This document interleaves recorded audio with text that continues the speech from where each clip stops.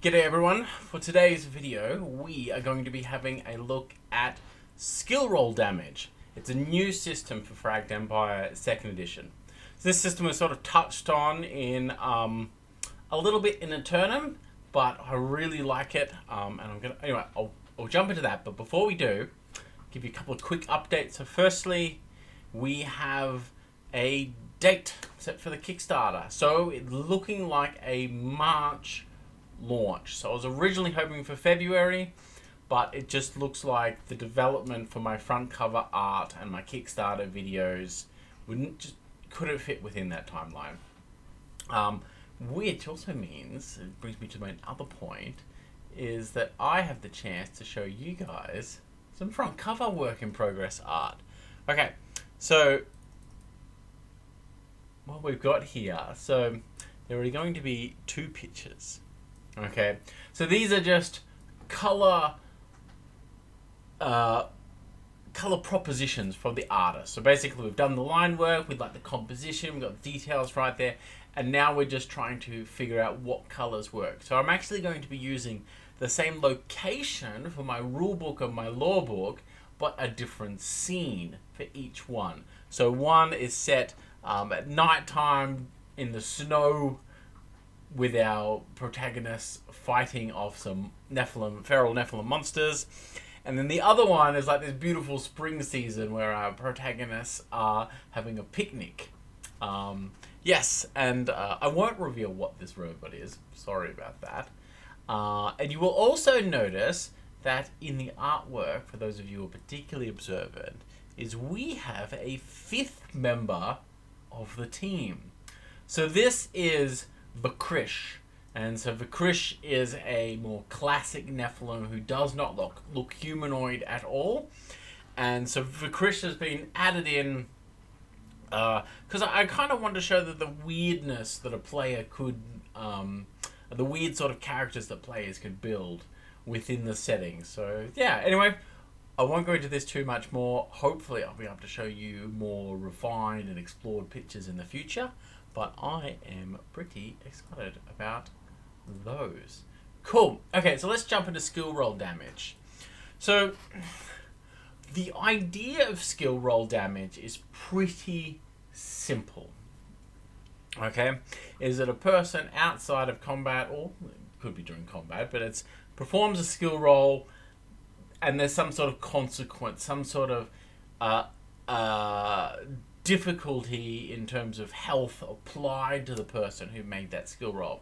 So either they, most commonly they failed a roll, maybe it's a resolve roll because they're afraid and they fail that, so they become stressed, or maybe it, just to use resolve again, it's they're having to push through the pain of going through that acidic swamp to get to the MacGuffin, okay? So they've made a physical or resolve roll to get through that, and even if they succeed, they might take damage. Okay, but how do you apply this damage in a way that is meaningful? This is a bit of a challenge for GMs because in Fragged, you take endurance damage, you just need to recover. So what? You take all this pain, you just rest for a couple of minutes or a minute, and that's it, you're done. And it's got no long-term consequences there other than slowing you down very temporarily from a narrative point of view. Or what if you take you spring a trap and a mine explodes and it causes you harm, takes some attribute damage, and then you have a chance you can sort of patch it up, okay, after that a bit, which that could lead to some more obvious ongoing damage. So the way that this works is that GMs have the choice to apply two different types of broad damage categories. One is soft damage and the other is sharp damage, which is effectively soft damage causes a character to lose maximum endurance until they're able to have some long, healthy downtime. And sharp damage is dealing attribute damage, often to a specific attribute,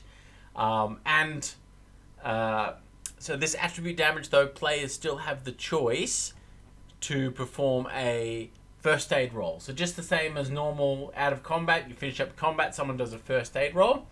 In Fragged Empire 2, first aid rolls heal 2 damage to all nearby characters that was dealt with in the last 5 minutes. So if you just get sprung by that trap and it explodes on you, quickly the medic can dash in and heal you up a little bit. So if it just deals 1 to 2 damage, then that's fine. It slows you down a small amount. But if it's 3 to 4 or more damage, then you're gonna suffer that in a more of a long-term sense. Okay, so this is just some example applications. As we talked about before, they could be like stress, traps. Another one that you can do it with is minor combat. So let's say your guys get into a bit of a scuffle, like a bar fight or a brawl with some, mall security guards, or just foes that are just really much beneath them. You don't need to put down miniatures. Just ask your players to do skill rolls. Go into each one and just say, each of you perform skill rolls, and then narratively describe the outcome. Because the outcome of victory is basically assured, but not often there might be other things at stake instead of this. And those skill rolls could very easily be combat skills. So just, you want to shoot them, make a small arms roll or a heavy arms roll, or maybe you want to intimidate your foe, make a leadership roll. Okay, it's a bit like there's like a skill challenge, if you've heard of that. This is a bit of a common thing you can see in other games. Okay, so part of a consequence of that scuffle could be some soft damage or sharp damage. The other one is environmental effects. So in the book, we've got a bunch of different environmental stuff. So this is the stuff for spaceships, okay? But other than here, you've got ideas of like maybe there's explosives, or there's gravity, radiation, poison, or just a difficult journey. You're doing a giant hike over some mountain ranges for weeks or months on end. It's just exhausting, okay? Or falling, okay? So these are all pretty common sort of stuff in a game, and a GM just needs to think, okay, I want a meaningful consequence to this player's choice. Take a little bit of endurance damage, okay? Neg 1 or neg 2 or maybe neg 3 or 4 maximum endurance damage. Just little bits. In a campaign that I recently run, the players were on a bit of a timer, as they had to deliver a MacGuffin to a specific location. And they had the choice. They could either go sort of slow and steady and scout out their path, but instead they decided to try and use speed and stealth. And so they were darting around, running, and lots of climbing. And throughout this, every time they were doing something straining, I would ask them to make tests. And if they failed these tests, or sometimes it was particularly straining, they're going to suffer at least a little bit anyway, but it would have been worse if they failed. Little bits of neg 2 max endurance. Just little bits, until it kind of got to a point where they'd been pushing themselves for about 2 days straight.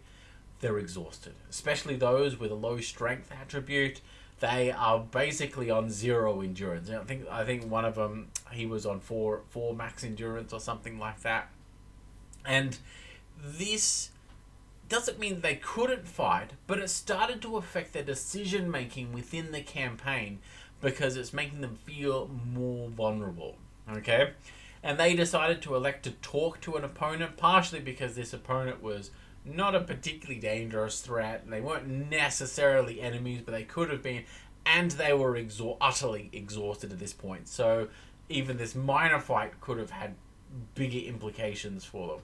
And so it kind of weighed on their decision. They decided to talk down their opponent, and they surrendered their weapons and allowed themselves to be taken away. Players chose to do that, in part because they were exhausted. Not exclusively. We're just talking about my campaign here, but there's just an example about how this stuff can affect the choices of your players in a way that doesn't make them feel super forced. So that effectively sums up skill roll damage. It is a tool for the GMs to use to help add some consequences to player choices. Okay. Well, I hope you all have a great day, and take care.